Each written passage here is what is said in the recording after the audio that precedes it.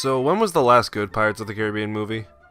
14 years ago? And what are we up to now? Number 5? How many Johnny Depp movies came out since then?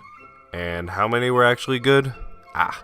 Well, time to talk about number 30, so drink up me hearties, yo-ho. Pirates of the Caribbean Dead Men Tell No Tales is the 5th Pirates movie out of 1 good, 1 mediocre, and 2 shitty ones.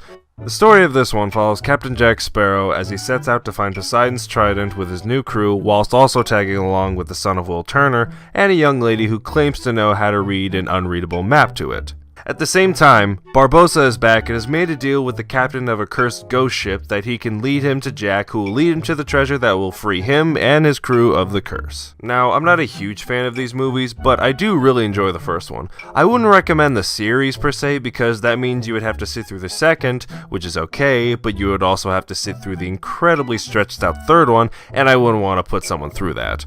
But I would recommend the first one as a good movie.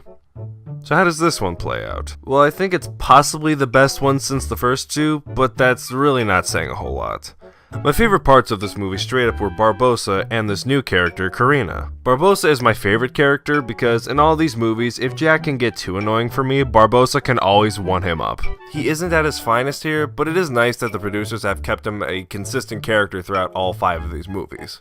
And plus, Jeffrey Rush just nails it as a pirate. Karina is basically the Hermione of the group, being the smart one amongst the less intelligent characters, but I really did like her in this movie. She almost always knew how to get herself out of a tight spot, she always knew how to outsmart everybody, and she's basically the hero of the whole movie. And as for Will Turner's son, he really didn't do much for me, and I feel like people could easily mistake him for that Christian guy in the last movie, so, yeah.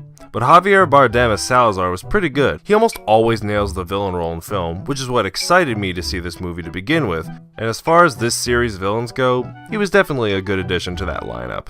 Sadly though, one of the main elements of this film that didn't work for me was Jack Sparrow. Now, Johnny Depp is a fantastic actor, and he's honestly one of my favorites.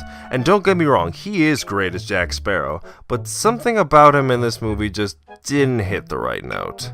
In the original film, he had a firm grasp on almost everything he was doing, and he was always 5 steps ahead of everyone, while also being zany, shrewd, and overall entertaining. He was a sophisticated exaggeration of a pirate, basically. But here, it doesn't seem as if he really belongs. It's as if he was less of the main focus, which was the case for the other movies when you had to focus on characters like Will and Elizabeth, but he barely does anything here, and only exists so that the movie can have a flowing plot, I guess. He's funny when he can lollygag around a bit, but he does a little too much of that in this film. I mean, he doesn't come close to comic relief, but his scenes can get a little irritating with what little he has to do but mug to the camera, which is really disappointing considering he was the guy who steals the show, but now he just comes off as annoying. The effects are also really good. There isn't a whole lot of necessary CGI here, as most of it takes place on a ship or on an island, but when the effects are necessary, like the look of Salazar and his crew, they are utilized very well.